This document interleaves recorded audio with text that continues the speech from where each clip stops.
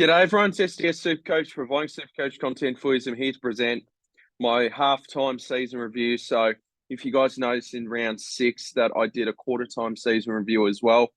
It was just to sum up my rank, my trades that I've done, that sort of thing. So look, I'm going to do that. I'm also going to do my trades, my vice captain and captain as well. So look, I'm not sold on what trades I'm doing just yet, but I have a relative idea on what I'm thinking of doing.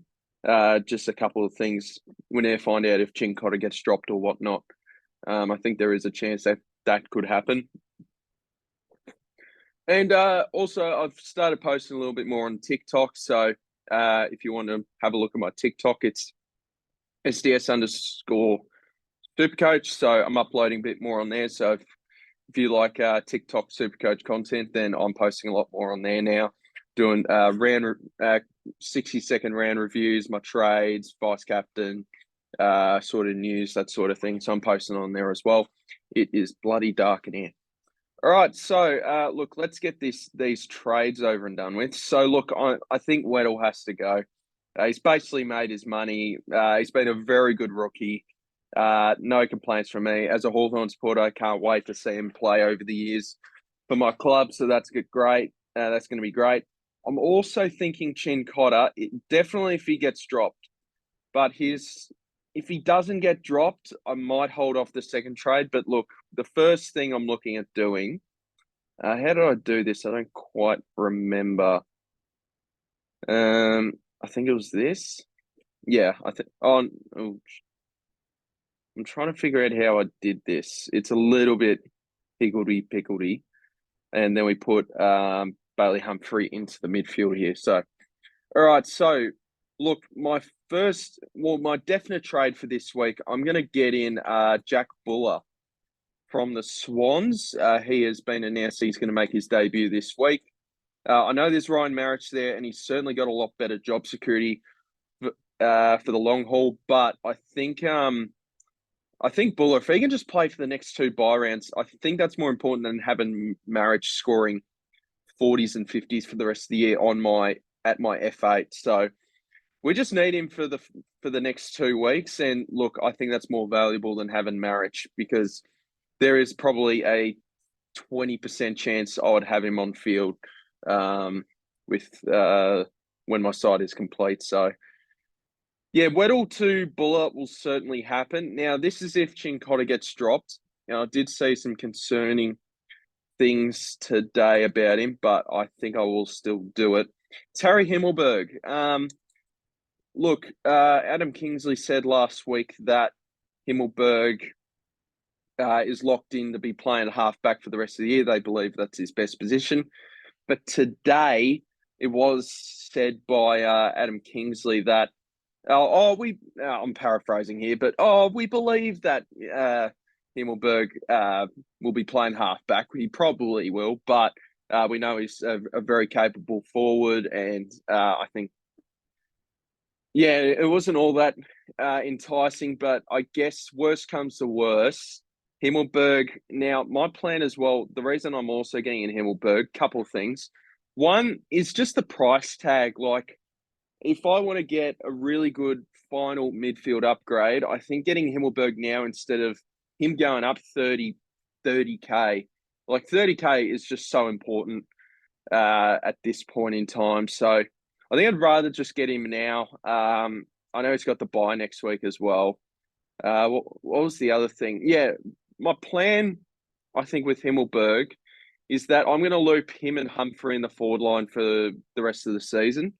So you'd like to think, all right, I think I can at least get like an 80 plus score out of one of them each week. So that is the thought process there. My plan is to keep Bailey Humphrey as mid forward cover and Himmelberg. And if there's no injuries or 1 week suspensions, whatever, Himmelberg and Humphrey, I'll just be looping them each week. So look, that's the idea there. With getting Himmelberg, gives me 246,900 in the bank. So if we can set up for the buys here before I get into I guess my trades and all that as well. Like my previous trades and just reviewing my rank and all that, my season so far. So we'll get those two on the bench. Now, Mullen is injured short-term with an abductor injury, which is a bit disappointing, but I was expecting him to get dropped anyway this week, so it's not that big of a deal. So what else do we need to do? Oliver's got the bye this week, and Merritt has the bye, so we'll get Harry Sharp on.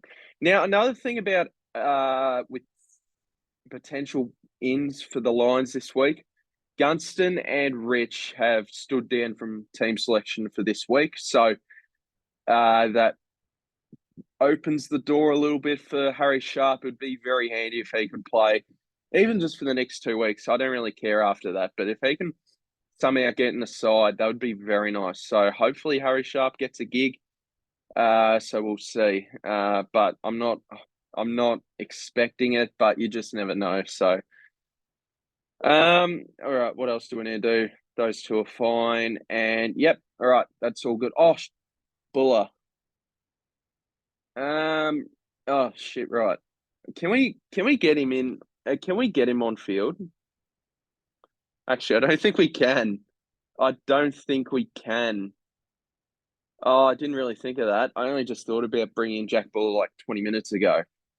Okay, that's a problem. Can we get him in defense? No, not really. All right, whatever. I'll sort that out when I can. So, look. So I guess best case scenario: 1, 2, 3, 4, 5, 6, 7, 8, 9, 10, 11. I said best case. 12, 13, 14, 15, 16, 17, 18, 19, 20.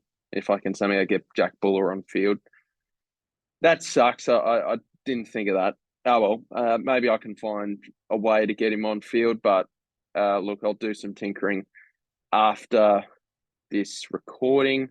Let's have a look at history. Let's see what we have done from round 6 onwards. So when did I do this? I think it was, we were 9K ranked. So as you can see, we were at a pretty good trajectory. We're at 3,068. But as you can see, this is where the Oliver injury hit, and it's just really, really affected us. So, look, in hindsight, I think the move was to trade. But look, I knew that his hamstring wasn't going to be that bad. Well, I thought there was a real possibility that it could have been 2 weeks, but just that infected blister really hurt as well. So, bit frustrating, but look, we'll get Oliver. Oliver's got the bye this week. We'll get him back next week. A lot of people will be trying to get him back in, or not be able to get him back in. So I think we can have a strong run home. So as you can see, I was about 9K ranked the last time I did this season review, and as you can see, it was looking promising. We've dipped a little bit. Look, the overall aim this year is to still be top 1%. As I've said a couple of times this year, I think finishing top 1% this year is a much better accomplishment than top 1% last year. Just because I thought last year was just pretty easy, and I was a bit disappointed I only finished 2K overall because it was actually not that hard of a season. This year it's been a lot harder. So look, I think we're still in a solid spot, but it'd be nice to have a good week. We've had a few down weeks here, so like to get back on track if possible. So if we can get 20 on field this week with Harry Sharp playing, if I can get Jack Buller on field, that would all be fantastic. So, yeah. All right, let's have a look at our trade history. So as you can see, I reviewed my trades there. I guess we can review them again, see like how all this has aged, that sort of thing. Stewart, well, he did his injury there, 604K. Yeah, he got injured in the first quarter there against the Pies. Fife, just a shocking pick. And I brought in Shees and I brought in Dacos. 2 really good ins there. Stewart was just stiff. But Nat Fife, that was an awful decision, paying up 313K, an extra like 115K just to pick a forward pocket player. I didn't know Sheezer would be playing halfback. I thought it was going to be more of a forward pocket. Another disaster pick here, Sam Flanders. Awful pick. So lesson learned, probably back the higher pick draftees next year. Heading into this year, I was a bit concerned with some of these first year players, but if they've got a good role and there was a chance of, like, I guess hanging in round 1, there was a chance that Sheezel would be playing halfback, but I thought, he'll be playing forward pocket. If there's a chance on some sort of good role with the young rookie, then I think you just take the risk and see how you go. Instead of these blokes like Flanders with this forward pocket crap role. Jones, who's Jones? Liam Jones. I think he made another 60K or so, but I think I did that just in case Jack Bowes was a necessity for the week after, but he wasn't, so I guess couldn't get that right. Chesser, just a dead rookie. Chandler, awesome trade in. Setterfield, I actually think this is probably a bit of a wasted trade. He just didn't really perform the way I would have thought bringing him in with that full-time mid-roll. Jack Siebel, look, he's copped a lot of stick over the past couple of weeks just due to some of these bad scores. But look, all in all, I think Siebel was a good pick. Like, he made us 160K here. And look, you try to grab these picks here to make money. And Siebel made the money that we needed to get into a proper premium, that sort of thing. So I brought in Lockie Neal using his money. Look, Siebel could be a keeper for the rest of the year. But look, at the end of the day, he made his money. So I traded Darcy to English. Look, probably a bit of a pointless trade here. At the end of the day, I think Darcy, I mean, besides his injury, I think they've really just evened themselves out here in points. So I think that was just a bit of a wasted trade. So I brought in Rouston for Callahan. This is actually a really bad trade because Callahan ended up making another, 100K or so, maybe even more than that. And then Rouston was just an absolute dud pick. As you can see here, I traded him out the week after. Trade out Doherty. He was out for 4 to 6. He was only out for 2, but you never knew. Knew that. Tom Stewart brought him back in. Great trade in. Rouston out for Van Rooyen. Don't regret that at all.